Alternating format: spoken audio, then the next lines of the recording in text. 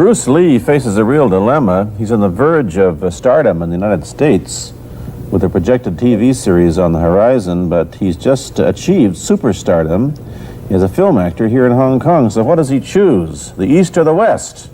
It's the kind of problem most budding movie actors would welcome.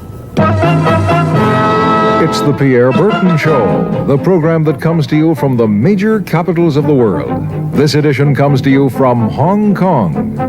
And Pierre's guest is the man who taught karate, judo, and Chinese boxing to James Garner, Steve McQueen, Lee Marvin, and James Coburn. The newest Mandarin superstar, known in the West for his appearances in Batman, The Green Hornet, Ironside, and Longstreet. His name is Bruce Lee, and he doesn't even speak Mandarin. And here's Pierre. Well, how can you play in Mandarin movies if you don't even speak Mandarin? How do you do that? Well, first of all, I speak only Cantonese. Yeah. So, I mean, there is quite a difference as far as pronunciation and things like that go. So somebody else's voice is used, right? Definitely, definitely. You just make the words. Doesn't that sound strange when you go to the movies, especially in Hong Kong, in your own town, and you see yourself with somebody else's voice?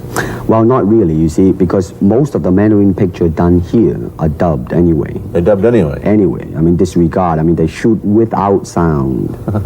So it doesn't, make any difference. Your lips never quite make the right words, do they? Well, that's where the difficulty lies, you see. I mean, in order to, because the Cantonese have a different way of saying things, different from the Mandarin. Yeah. So I have to find like something similar to that and keep a kind of a feeling going behind that, something that matching the Mandarin deal. Like the Does old it silent sound complicated? days. Like the old silent days. But I gather in the movies made here, the dialogue is pretty stilted anyway. Yeah, I agree with you. I mean, see, to me, a motion picture is motion. Yeah. I mean, you got to keep the dialogue down to the minimum. Did you look at many Mandarin movies before you started playing in the first one? Yes. What did you think of them when you saw them? Quality-wise, I mean, I have to admit that it's not quite up to the standard. However, it is growing, and it is getting higher and higher and going toward that standard, that what I would term quality. They say the secret of your success in that movie, The Big Boss, which was such a success here and rocketed you to stardom in Asia, was that you did your own fighting. As an expert in the various martial arts in China, what did you think of the fighting that you saw in the movies that you studied before you became a star? Well, I mean, definitely in the beginning, I had no intention or whatsoever that what I was practicing and what I'm still practicing now would lead to this to begin with. But martial art has a very, very deep meaning as far as my life is concerned, because as an actor, as a martial artist, as a human being, all these I have learned from martial art. Maybe for our audience who doesn't know what it means, you might explain exactly what you mean by martial art. Right. Martial art include all the combative arts like karate or karate, judo, Chinese kung fu or Chinese boxing, whatever you call it. All those. You see, like Aikido, Korean, I can go on and on and on. But it's a combative form of fighting. I mean, it's not, some of them became sport, but some of them are still not. I mean, they use, for instance, kicking to the groin, jabbing fingers at the eyes, and things like that. No wonder you're successful in the Chinese movies. They're full of this kind of action anyway. They needed a guy like you could... Violence, man. So you didn't have to use a double when you moved into the motion picture world here. You did it all yourself. Right. Can you break 5 or 6 pieces of wood with your hand or your foot? I'll probably break my hand and foot. But tell me a little bit... you set up a school in Hollywood, didn't you, for people like James Garner and Steve McQueen and the others? Yes. Why would they want to learn Chinese martial art? Because of a movie role? Not really. I mean, most of them, you see, to me, at least the way that when I teach it, all type of knowledge ultimately means self-knowledge. So therefore, they are coming in to, and ask me to teach them not so much of how to defend themselves or how to do somebody in, Rather, they want to learn to express themselves through some movement, be it anger, be it determination, or whatsoever. So in other words, what I'm saying, therefore, is that he is paying me to show him in combative form the art of expressing the human body. Which is acting, in a sense, isn't it? Well, Or it would be useful, too, for an actor to have. it's, I mean, it might sound too philosophical, but it's acting or acting unacting, if you... You've lost me. I have, right? So what I'm saying, actually, you see, I mean, it's a combination of both. I mean, here it is the natural instinct, and here is control. You are to combine the two in harmony. Not, if you have one to the extreme, you will be very unscientific. If you have another to the extreme, you become all of a sudden a mechanical man, no longer a human being. So it is a successful combination of both. So therefore, it is not only, so therefore it's not pure naturalness or unnaturalness. The ideal is unnatural naturalness or natural unnaturalness. Yin yang, eh? You're right, man, that's it. One of your students, James Coburn, played in a movie called Iron Man Flint, in which he used karate. Is that what he learned from you? He learned it after. Oh, he went yeah. after he played in Iron Man Right, Flint. right. You see, actually, I do not teach, karate because I do not believe in styles anymore. I mean, I do not believe that there is such thing as like Chinese way of fighting or the Japanese way of fighting or whatever way of fighting, because unless human beings have 3 arms and 4 legs, we will have a different form of fighting. But basically, we have only 2 hands and 2 feet. So styles tends to not only separate man, because they have their own doctrines, and then the doctrine became the gospel truth, that you cannot change, But if you do not have styles, if you just say, well, here I am, as a human being, how can I express myself totally and completely? Now, that way, you won't create a style, because style is a crystallization, that way it's a process of continuing growth. You talk about Chinese boxing. How does it differ from, say, our kind of boxing? Well, first we use the feet. That's and a then start. we use the elbow. And You use the thumb, too? you name it, man. We use it all. You have to, you see, because, that is the expression of the human body. Everything, not just the hand. And when you're talking about combat, well, if it is a sport, now you're talking about something else. You have regulations, you have rules. But when you're talking about fighting as it is, No rules. with no rules. Not real fighting. Well, then, baby, you better train every part of your body.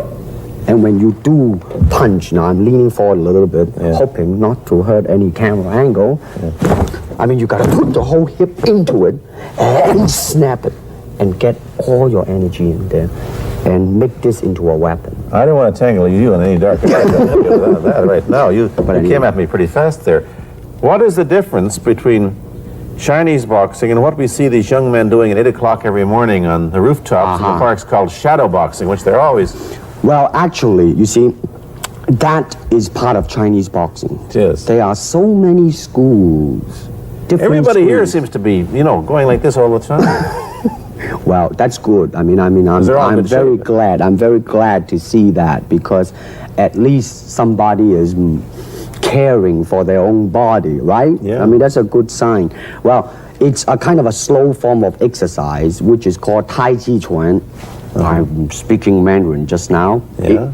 Cantonese, Tai Chi Kun, okay? I see. And it's more of an exercise for the elderly, not so much for the Give young. me a demonstration. Show me. Can you do a little bit of it? Just so the hand-wise is very slow. Oh, is it? And you push it out, but all the time you are keeping the continuity going. Bending, stretching, everything. You just keep it moving. It's like a ballet dancer there. Yeah, it is. To them, you see, the idea is running water never grows stale. So you got to just keep on flowing. Of all your students, famous, James Garner, Steve McQueen, Lee Marvin, James Coburn, Roman Polanski, which was the best, who adapted best to this Oriental form of exercise and defense? Well, depending, okay? Now, as a fighter, Steve McQueen, now, he is good in that department because that son of a gun got the toughness in him. Yeah, see it on the screen. I mean, he would say, all right, baby, here I am, man. Mm-hmm. You know, and he'll do it. Yeah. Now, James Coburn is a peace-loving man. I met him. Right? I mean, Yeah. you've met him. I mean, he's really, really nice. I mean, Yeah. super mellow and all that. I he mean, is. you know, I mean, now he appreciates the philosophical part of it. Therefore, his understanding of it is deeper than Steve. So it's really hard to say. You see what I'm saying now? I see. I mean, it's different. So that's, I mean, depending on what you see in it. Interesting that we don't, in our world, and haven't since the days of the Greeks who did, combine philosophy and art with sport. But quite clearly, the Oriental attitude is that the three are facets of the same things. Man, listen, you see, really, to me, okay, to me, ultimately, martial art means honestly expressing yourself. Now, it is very difficult to do. I mean, it is easy for me to put on a show and be cocky and be flooded with a cocky feeling and then feel like pretty cool and all that. Or I can make all kinds of phony things, you see what I mean? Blinded by it. Or I can show you some really fancy movement. But to express oneself honestly, not lying to oneself, and to express myself honestly, now that, my friend, is very hard to do, and you have to train. You have to keep your reflexes so that when you want it, it's there. When you want to move, you're moving. And when you move, you are determined to move. Not taking 1 inch, not anything less than that. If I want to punch, I'm gonna do it, man, and I'm gonna do it, you see? So I mean, so that is the type of thing you have to train yourself into it, to become one with the, you think? Yeah, this is very un-Western, this attitude. I want to ask you about your movie and TV career, but first we'll take a break.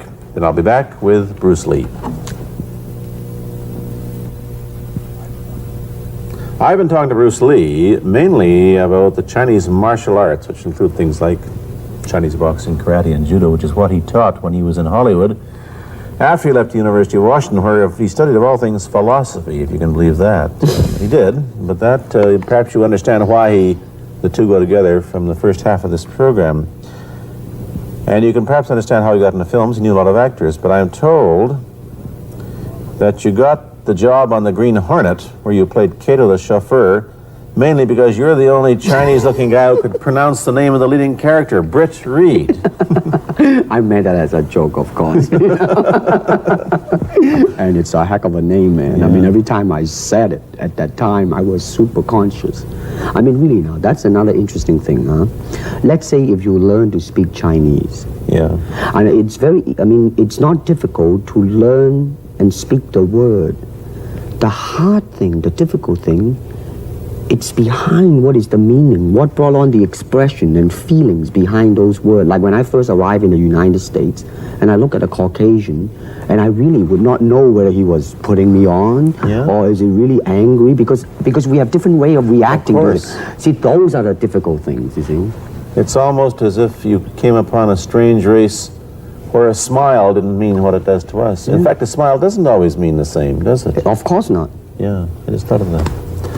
Tell me about the big break when you played in Longstreet. I must tell the audience that that's it. Bruce Lee had a bit part or a supporting role in the Longstreet series, and this had an enormous effect on the audience. What was it? Well, you see, the title of that particular episode of Longstreet is called The Way of the Intercepting Fist. Now, I think the successful ingredient in it was because I was being Bruce Lee. Yourself. Myself, right.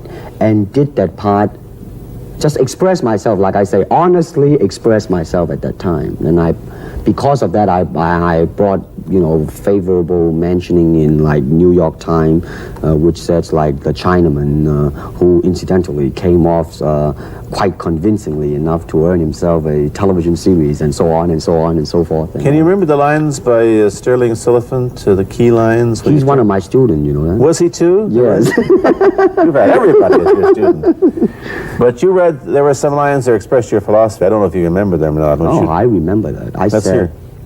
this is what it is, okay? You're talking to Longstreet, played by James Francesca. I said, empty your mind. Be formless, shapeless, like water. Now you put water into a cup, it becomes the cup. You put water into a bottle, it becomes the bottle. You put it in a teapot, it becomes the teapot. Now water can flow or it can crash. Be water, my friend. Like that, you see? Oh, I see. I get the idea. I get the power behind it. So now, two things have happened. First, there's a pretty good chance that you'll get a TV series in the States called The Warriors, in which you use what? The martial arts in a Western setting? That was the original idea. Now, Yeah. Paramount, I did Longstreet for Paramount, and Paramount wants me to be in a television series. On the other hand, Warner Brother wants me to be in another one, but both of them, I think, they want me to be in a modernized type of a thing. And they think that Western idea is out. Whereas You want to do the Western, eh? I want, because you see, I mean, how else can you justify all these punching and kicking and violence except in the period of the West? I mean, in nowadays, I mean, you don't go around on the street kicking people or punching people. Because if you do, that's it. I mean, I don't care how good you are, But this is true also of the Chinese dramas, which are mainly costume dramas. And they're all full of blood and gore over here. Oh, you mean here? Yeah. Well, unfortunately, you see, I hope that the picture I am in would either explain why the violence was done, whether right or wrong or whatnot. But unfortunately, pictures, most of them here, are done mainly just for the sake of violence. You know what I mean? Like, fighting for 30 minutes, get stabbed 50 times. Well, I'm fascinated. Let me give you your microphone back. I'm fascinated that you came back. I am a martial artist. You came back to Hong Kong on the verge of success in Hollywood and full of it. And suddenly, on the strength of one picture, you become a superstar. Everybody knows you. You have to change your phone number. You get mobbed in the streets. Now, what are you going to do? Are you going to be able to live in both worlds? Are you going to be a superstar here, or one in the States, or both? Well, let me say this. First of all, the word superstar really turned me off, and I'll tell you why. Because the word star, man, is an illusion. It's something what the public calls you. You should look upon oneself as an actor, man. I mean, you would be very pleased if somebody say, hey, man, you are a super actor. It is much better than, superstar. Yeah, therefore, but you've got to admit that you are a superstar. You're not going to, if you're going to give me the truth. I'm honestly saying this, okay? Yes, I have been very successful. Yeah. Okay? But I think the word star I do not look upon myself as a star. I really don't. I mean, believe me, man, when I say it. I mean, I'm not saying it because what are you going to do? Let's get back to the question. Okay. Are you going to stay in Hong Kong and be famous? Or are you going to go to the United States and be famous? Or are you going to try and eat your cake and have it too? I am going to do both because, you see, I have already made up my mind that in the United States, I think something about the Oriental, the true Oriental should be shown. Hollywood sure as heck hasn't. You better believe it, man. I mean, it's always that pigtail and bouncing around, chop, with the eyes slant and all that. And I think that's very, very out of Is it true that you were the first job you had was being cast as Charlie Chan's number one boy? Yeah, number one son, yeah. No, they never made the movie? No. They were going to make it into like a new Chinese James Bond type of a thing. Now that, the old man Chan is dead, Charlie is dead, and his son is carrying on. But they didn't do that. No. Batman came along, you see, because and then everything was started to be going into that, that kind of which you were in. But By the way, I did a really terrible job in that, I have to say. Really? You didn't like yourself? I didn't see it. Let me ask you, however, about the problems that you face as a Chinese hero in an American series. Have people come up in the industry and said, well, we don't know how the audience are going to take a non-American? Well, such question has been raised. In fact, it is being discussed, and that is why The Warrior is not going to be on. I see. You see, because unfortunately, such thing does exist in this world, you see, like, I don't know, certain part of the country, right? Where, like, they think that business-wise, it's a risk. And I don't blame them, I mean, in the same way, it's like in Hong Kong, if a foreigner come and became a star, if I were the man with the money, I probably would have my own worry of whether or not the acceptance would be there. But that's all right, because if you honestly express yourself, it doesn't matter, see? Because are you, how about the other side of the coin? Is it possible that you are, I mean, you're fairly hip and fairly Americanized. Are you too Western for Oriental audiences, do you think? Oh man, like, how? I have been criticized for that. You have, eh? Oh, yes, definitely. So. Well, let me say this. When I do the Chinese film, I'll try my best not to be as American as I, have been adjusted to for the last 12 years in the States. But when I go back to the States, it seems to be the other way around. You know what I mean? You're too exotic, eh? Yeah, man. I mean, they're trying to get me to do too many things that are really for the sake of being exotic. You understand what I'm trying to say? Oh, sure. So it's really, I mean, it's when you live in both worlds, it brings its problems as well as its advantages, and you've got both. Time to go to a commercial. I'll be back in a moment with Bruce Lee. Let me ask you whether the change in attitude on the part of the Nixon administration towards China has helped your chances of starring in an American TV series. Well, first of all, this happened before that. Yeah. But I do think that things of Chinese will be quite interesting for the next few years. I mean, not that I'm politically, inclining toward anything. No, I understand that. I'm just wondering. But I mean, once the opening of China, I mean, that it will bring more understanding. Yeah. More things that are, like different, and maybe in the contrast of comparison, some new thing might grow. So therefore, I mean, it's a very rich period to be in. I mean, like, if I were born, let's say, 40 years ago. Yeah. If I have a thought in my mind, I said, boy, I'm gonna star in a movie or star in a television series in America. Well, that might be a vague dream, but I think right now, maybe, man. You still think of yourself Chinese, or do you ever think of yourself as North American? You know what I want to think of myself? As a human being. Because, I mean, I don't want to sound like, as Confucius say, but under the sky, under the heaven, man, there is but one family. It just so happened, man, that people are different. Okay, we got to go. Thank you, Bruce Lee, for coming here. Thank you for Pierre. watching. Thank you. You've been watching Bruce Lee on The Pierre Berton Show, a half-hour program of conversation, opinion, and debate. This is Bernard Cowan speaking.